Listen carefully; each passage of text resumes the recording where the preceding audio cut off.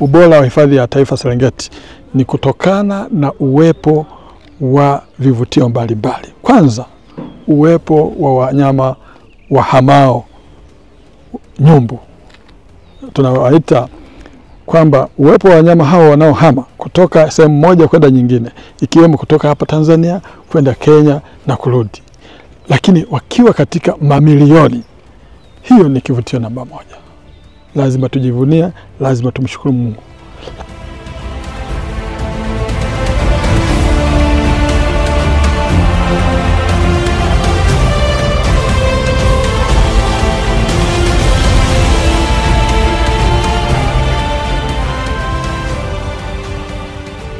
Lakini pia utakuta uwepo wa hii uwanda usiokuwa na mwisho, wanasema Serengeti Plains. Endless plains. Yes. Serengeti. Wanasema uwanda usiokuwa na upeo. Sawa, Serengeti Plains. Mbingu naona imekutana na ardhi. Kabisa. Kwa hiyo na natarajia kwenda pale Nabi Hill pale. Nikaripoti kutoka pale watu waone hiyo tunaposema endless plain inafananaje.